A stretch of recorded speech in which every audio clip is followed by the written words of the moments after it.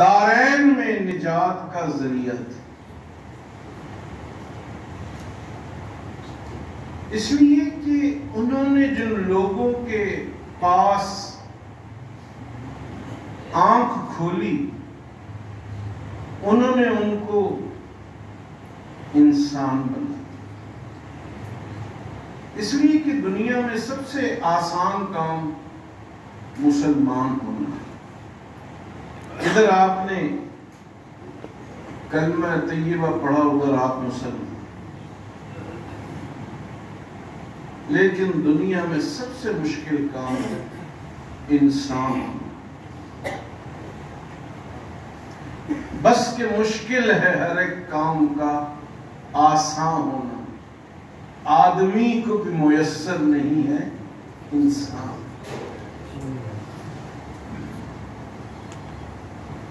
ہمارے حضرت امام الہدیٰ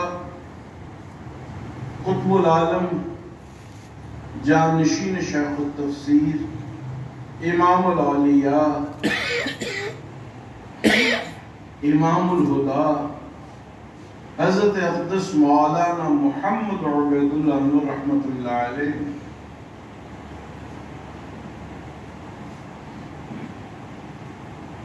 1927 میں حضرت امام الاولیاء حضرت مولانا احمد علی لاہوری رحمت اللہ علیہ کے مبارک گھر میں آنکھ، ہمارے حضرت کو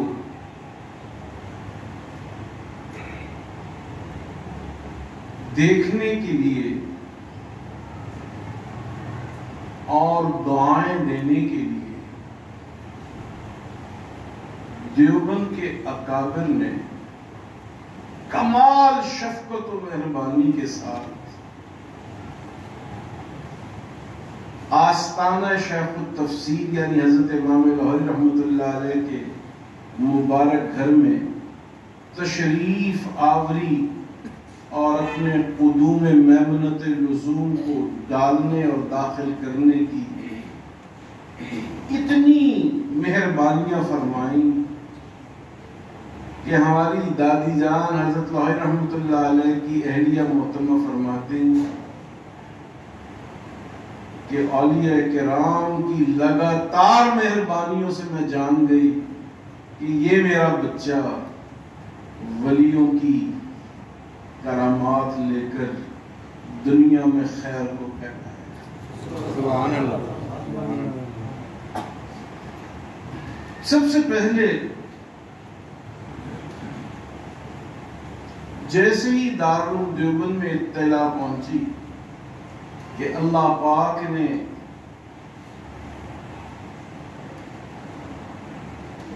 حضرت امام لاہوری رحمت اللہ علیہ کو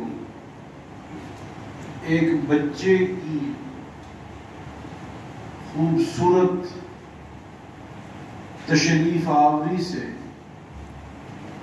اور اللہ کی رحمت سے سرفراز فرمایا ہے،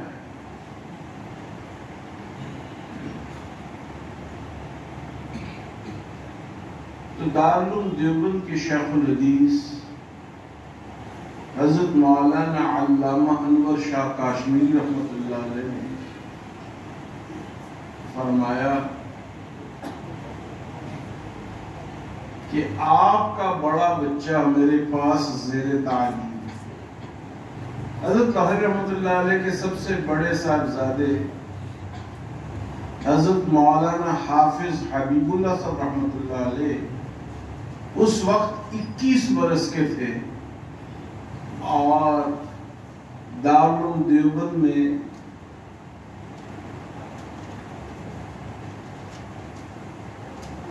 چھوٹا دورہ پڑھ رہے، دورہ حدیث شریف سے پہلے کے سال کو چھوٹا دورہ، اور علامہ انور شاہ کاشمیری رحمت اللہ علیہ کے ساتھ حضرت لاہوری رحمت اللہ علیہ کے خاص تعلق تھا۔ اس بنا پر دیوبند میں محلہ خانقاہ تھا، محلہ جہاں پر دارالدیوبند میں خدمت کرنے والے علماء کے خاندان ہوتے ہیں۔ دیوبند شریف میں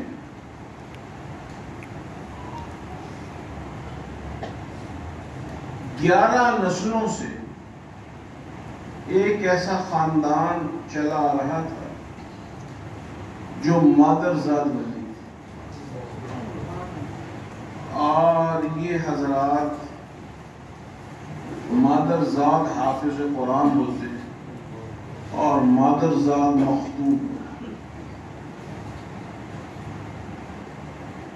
ان کے سب سے پہلے بزرگ کا نام نامی اس میں گرامی حضرت میاں جی نتھو شاہ صاحب رحمۃ اللہ۔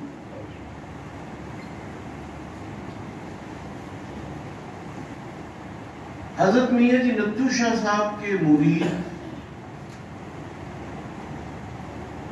دیوبند کے سب سے پہلے عالم حضرت مولانا ذوالفقار تھے۔ حضرت مولانا ذوالفقار وہ عالم تھے جن کے شاگردوں نے پوری دنیا میں بڑا نام کرا۔ حضرت مولانا ذوالفقار کے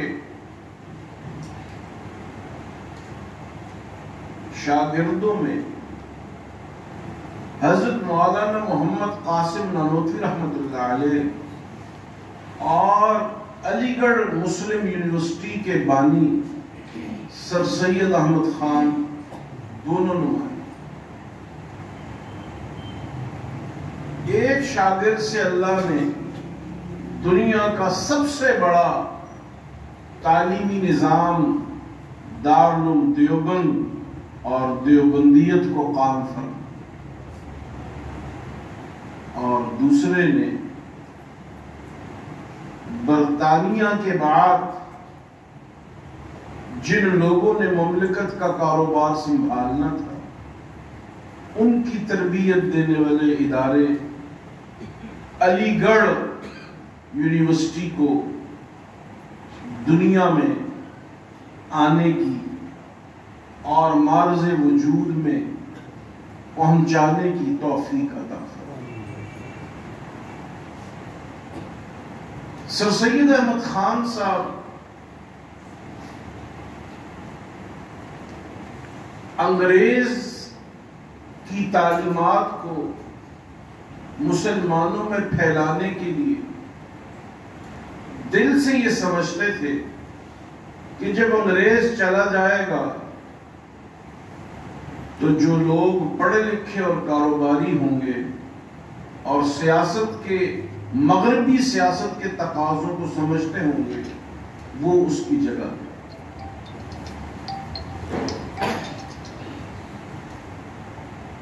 جبکہ حضرت مولانا محمد قاسم نانوتوی رحمۃ اللہ علیہ یہ سمجھتے تھے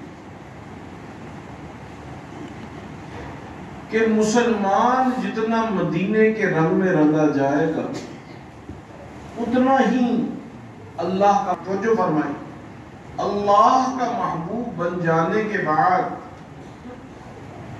وہ دنیا میں کامیابی کو قریب سے پا سکے۔ میرے محترم دوست،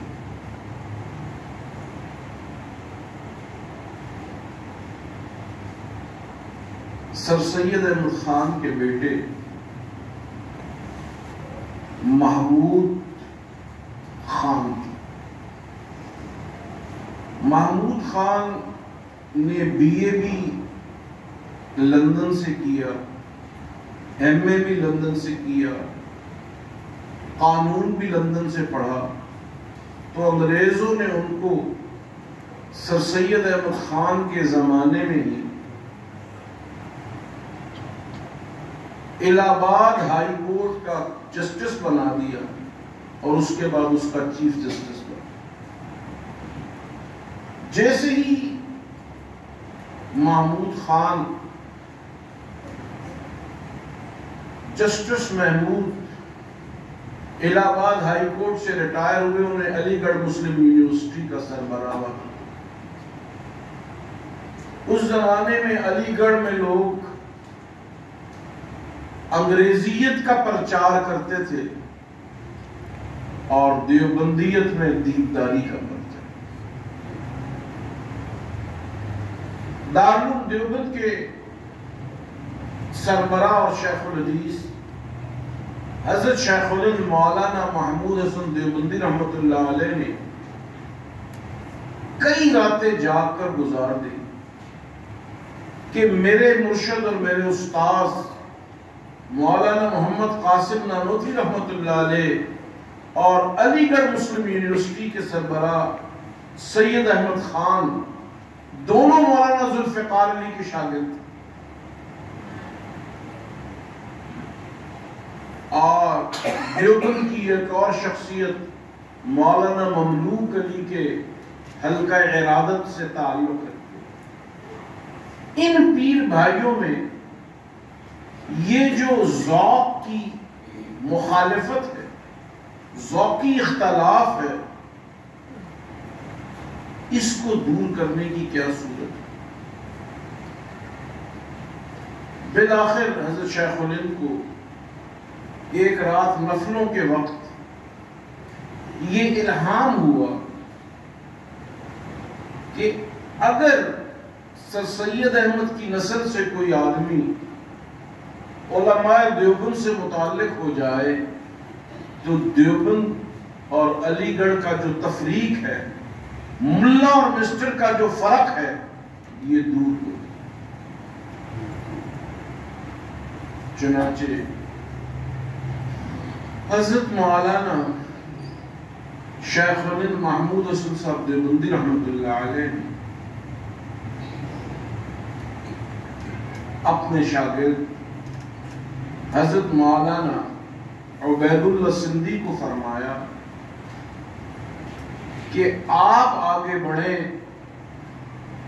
اور مسلمانوں کی سیاست جو انگریزی پڑھے لکھوں کے پاس ہے وہ چھین کر علماء اہل سنت کے قدموں میں ڈال۔ چنانچہ حضرت مولانا عبید اللہ سندھی رحمۃ اللہ علیہ نے فرمایا کہ ہم تو دلی سے 250 میل دور بیٹھے، آپ مجھے دلی میں کام کرنے کی اجازت۔ چنانچہ دارالعلوم دیوبند کے بزرگوں نے دہلی میں حضرت مولانا عبید اللہ سندھی رحمۃ اللہ علیہ کو سیاسی کام کرنے کی اور علماء دیوبند کو معاشرے کے طبقات میں داخل کرنے کی اجازت،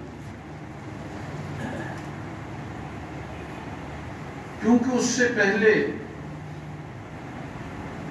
سرکاری اسکولوں میں جو اسلامیات اور عربی کے ٹیچر ہوتے تھے وہ بھی سب کے سب ہندو تھے، سکھ تھے، اور وہ یونیورسٹیوں سے ایم اے عربی اور ایم اے اسلامیات کر کے اسکولوں میں ٹیچر بن جاتے تھے، اور علماء دیوبند کی سند اور مدارس عربیہ کی سند کیونکہ حکومت کے یہاں منظور نہ تھی، اس لیے ان حضرات کو سرکاری ملازمت نہ۔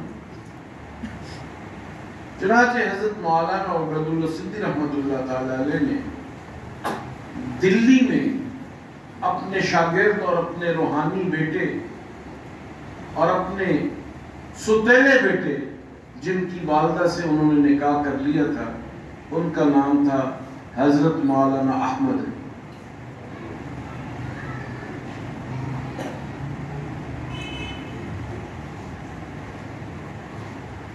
حضرت مولانا عبید اللہ سندھی کا تعلق بھی ضلع گجرانوالے سے تھا، اور حضرت مولانا احمد علی لاہوری رحمۃ اللہ علیہ کا تعلق بھی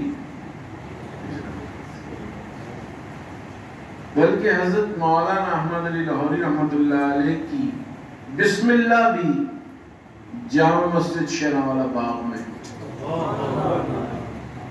اور جامع مسجد شیراں باغ میں اس زمانے کے خطیب و امام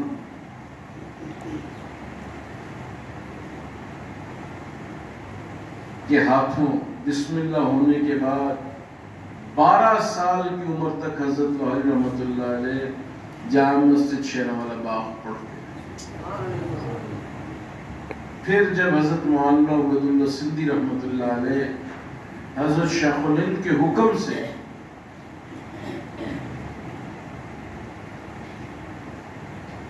گجرانوالہ تشریف لائے تو حضرت لاہوری رحمۃ اللہ علیہ کے والد مولانا حبیب اللہ چشتی، حضرت مولانا حبیب اللہ چشتی رحمۃ اللہ علیہ کی اجازت سے حضرت مولانا احمد علی لاہوری رحمۃ اللہ علیہ کو شیراں باغ گجرانوالہ سے دارالعلوم دیوبند میں،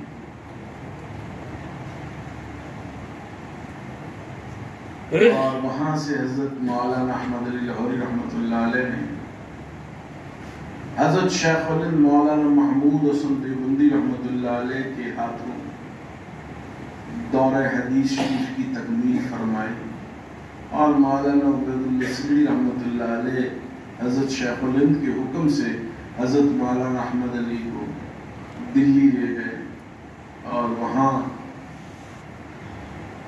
علماء کو سیاست میں آگے لانے کے لیے، تعلیم میں آگے لانے کے لیے، کاروبار میں مسلمانوں کو آگے لانے کے لیے ایک مدرسہ بنایا جس کا نام رکھا نظارت المعارف القرآنی، نظارت المعارف،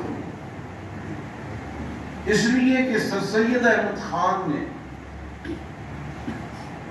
ایک بدعت پھیلائی تھی کہ ہم قرآن کو تو مانتے ہیں لیکن ہمارے نزدیک حدیث اتنی معتبر نہیں جتنا قرآن معتبر، اور حضرت مولانا عبید اللہ سندھی رحمۃ اللہ علیہ فرماتے تھے اگر تم حدیث کو نہیں مانتے تو اس کا مطلب ہے تم قرآن کو بھی، کیونکہ جہاں سے حدیث آئی ہے قرآن بھی وہیں سے آئی۔ یہ حدیث ہے خیر الانام ہی ہے جو ہمیں بتاتی ہے کہ قرآن واقعی قرآن، اگر حدیث نہ ہو تو پھر قرآن کی بھی کوئی حقیقت نہیں۔ اس لیے حضرت نے اپنے مدرسے کا نام نظارت المعارف القرآنیہ رکھا، اور جسٹس محمود کے وصال کے ساتھ ہی ان کے دنیا سے جانے کے بعد ان کے بیٹے جن کو انگریزوں نے سر کا خطاب دیا تھا، ان کا نام تھا راس مسعود۔ راس کہتے ہیں سر کو، راس کس کو کہتے ہیں؟ راس حمزہ ہے، تو راس مسعود کو انگریزوں نے سر کا خطاب،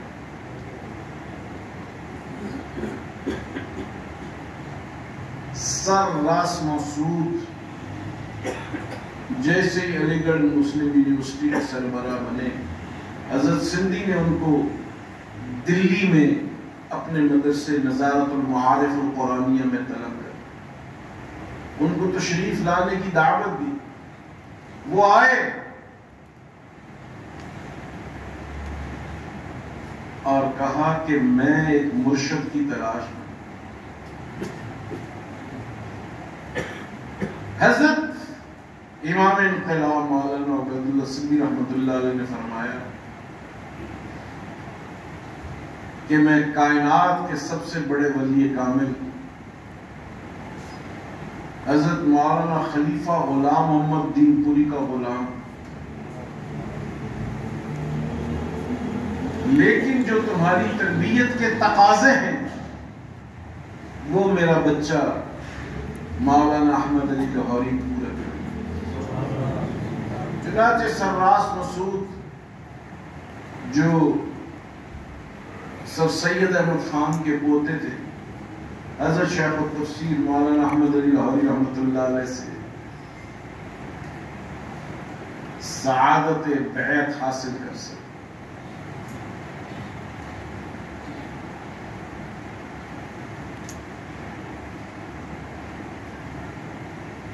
حضرت سندھی رحمۃ اللہ علیہ نے اس ملاقات میں فرمایا کہ آپ علی گڑھ مسلم یونیورسٹی سے لوگوں کو یہاں بھیجیں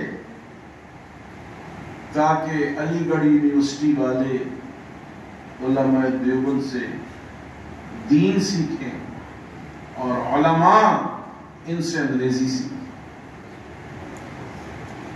سرراس مسعود نے کہا ہمارے بچے، ہم نے ان میں دنیا کی طلب پیدا کر دی، ہم نے ان میں دنیا کی طلب۔ وہ یونیورسٹی میں بھی فیس دے کے آتے ہیں، جب کہیں آئیں گے تو ان کو اسکالرشپ چاہیے ہو۔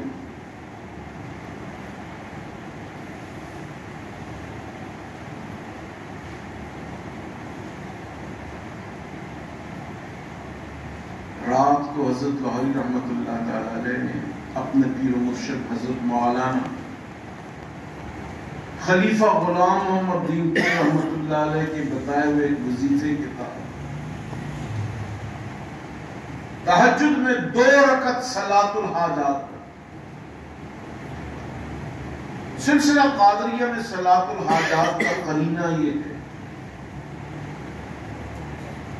کہ پہلی رکعت میں 100 مرتبہ علم شریف اور 1 مرتبہ سورہ اخلاص پڑھی جاتی، اور دوسری رکعت میں 1 مرتبہ الحمد شریف اور 100 مرتبہ سورہ اخلاص۔ ہر سجدے میں تسبیحات کے بعد 11 مرتبہ آیت کریمہ پڑھا جاتا، اور سلام پھیرنے سے پہلے بھی 11 مرتبہ آیت کریمہ پڑھا جاتا۔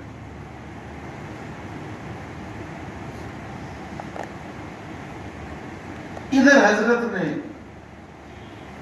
نفل ختم کیے، اور حضرت لاہوری رحمۃ اللہ علیہ کا معمول تھا کہ فجر سے پہلے آدھ گھنٹہ آرام فرماتے تھے۔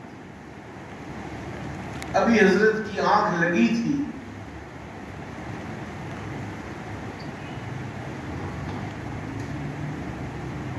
کہ اس مسجد میں جو آج بھی دلی میں اہل توحید کا مرکز ہے، اس کی پچھلی گلی میں ہلکے کسی نے دروازہ کھٹکھٹایا۔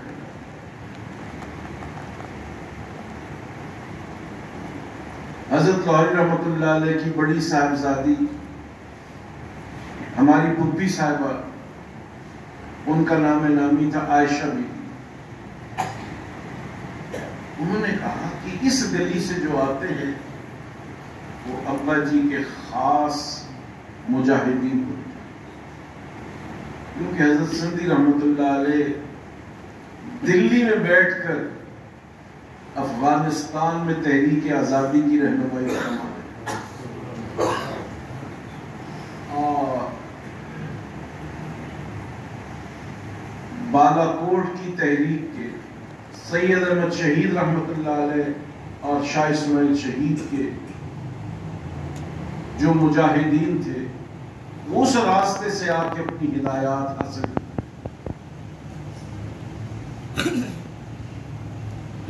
ہماری پھپھی صاحبہ نے حضرت لاہوری رحمۃ اللہ علیہ کو فرمایا کہ مجاہدین والے دروازے پہ دستک ہو رہی،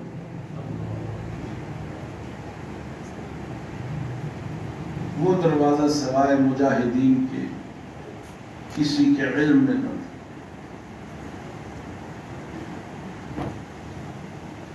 حضرت تشریف لے گئے، ایک صاحب آئے، کہا مجھے بھوپال کی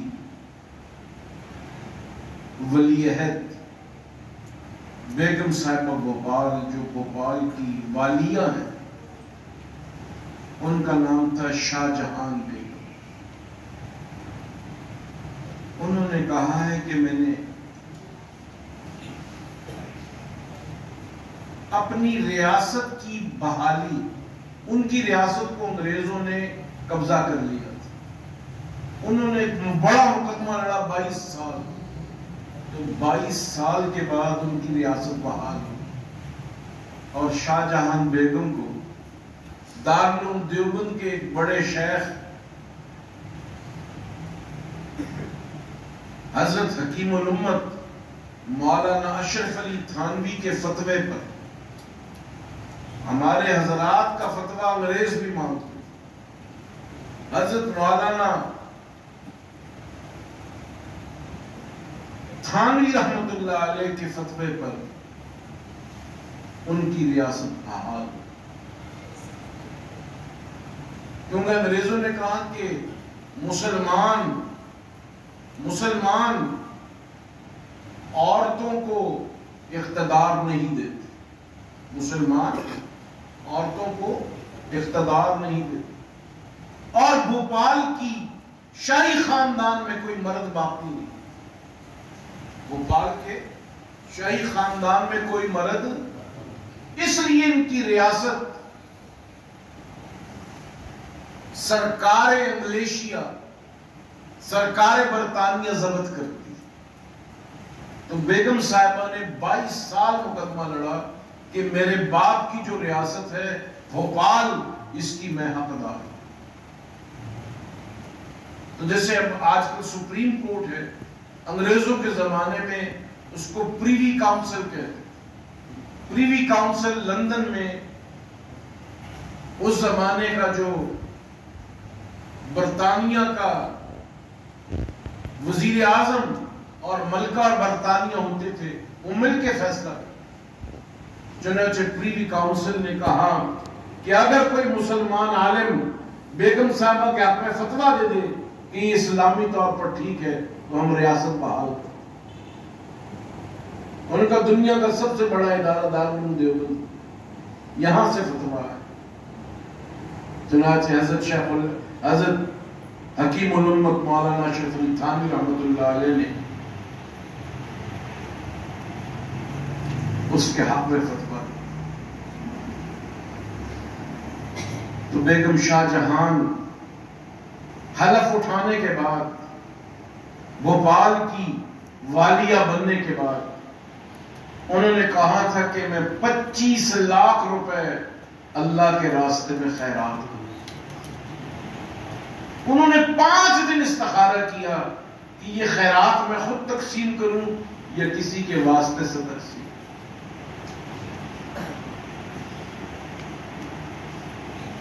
تو نبی علیہ السلام نے حکم دیا، بیٹا دلی میں مولانا احمد علی ہیں، ان کے ذریعے اس کو تقسیم۔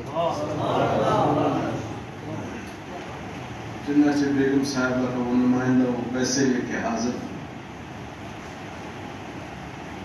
حضرت نے فرمایا کہ مجھے اپنے مرشد کے حکم پر اور ان کے اعمال پہ کامل یقین تو تھا، لیکن میں نے کبھی یہ صلاۃ الحاجات نہیں پڑھی تھی۔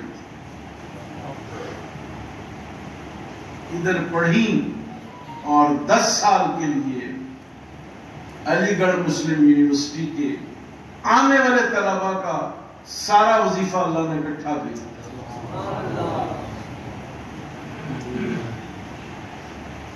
چنانچہ اسی سال علی گڑھ مسلم یونیورسٹی سے 100 طلباء نظارت المعارف القرآنی حضرت لاہوری رحمت اللہ علیہ سے دین پڑھنے آئے، اور 100 طلباء دیوبند سے۔ حضرت دائیں طرف فضلائے دیوبند کو بٹھاتے اور بائیں طرف علی گڑھ مسلم یونیورسٹی کے گریجویٹس کو بٹھاتے، اور ان کو قرآن کی الہامی اور انقلابی تفسیر پڑھاتے۔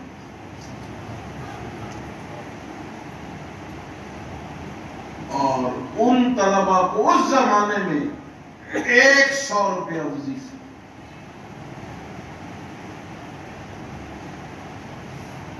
یہ اس زمانے کی بات ہے کہ سونا 2 آنے کا 1 تولہ تھا. آج سونا کتنا؟ 1 لاکھ کے قریب، 1.20. اس زمانے کا 2 آنے، آج کا 1,20,000.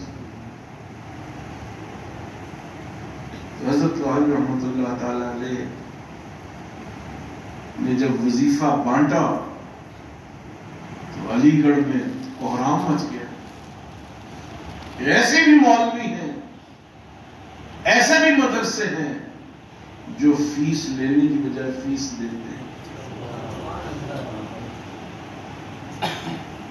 وہ دن جائے اور آج کا دن آئے. حضرت علی رحمۃ اللہ علیہ کی خانقاہ میں دستور یہی ہے کہ دیتے ہیں لیتے ہیں. یہ اس رات کی صلاۃ الحاجات کی برکات جو حضرت دین پوری رحمۃ اللہ علیہ نے حضرت امام لاہوری رحمۃ اللہ علیہ کو اجازت فرمائی. میرا وقت میرے اندازے سے بہت آگے چلا گیا. لبے لباب اور ماحصل یہ کہ جو گریجویٹس وہاں سے فارغ ہوتے حضرت ان کو فرماتے کہ دلی میں انگریز کی CID بڑی تیز ہے تو پنجاب چلے. وہ کہتے ہیں پنجاب کیوں جائے؟ حضرت فرماتے کہ جو ملک ملنے والا ہے اس کا سب سے طاقتور علاقہ پنجاب. چنانچہ وہ سب لوگ حضرت سے فارغ ہوتے، BA تو کر چکے ہوتے، یہاں آ کے MA English government college Lahore میں داخل ہوتے. پھر انگریز ہتھکڑی لگا کے حضرت لاہوری کو دلی سے شیراوالا لے آیا اور ان لوگوں نے یہاں کی سیاست میں رنگ بھرنے کی کوشش کی. ہمارے حضرت رحمت اللہ علیہ انہی تربیت یافتہ لوگوں کی رہنمائی کا فریضہ سر انجام دیتے ہیں. بس ایک دکھ جو ہمارے حضرت کو دنیا سے لے کے گیا وہ یہی تھا کہ جن کی تربیت ہم نے کی وہ تو تربیت پا گئے، لیکن میرے دوست مولانا مفتی محمود کی اولاد نے میری تربیت کو قبول نہیں کیا. آج جو انجام عظمت کا ہونا چاہیے اس عظمت کا ہو نہ پایا. وآخر دعوانا استغفر اللہ.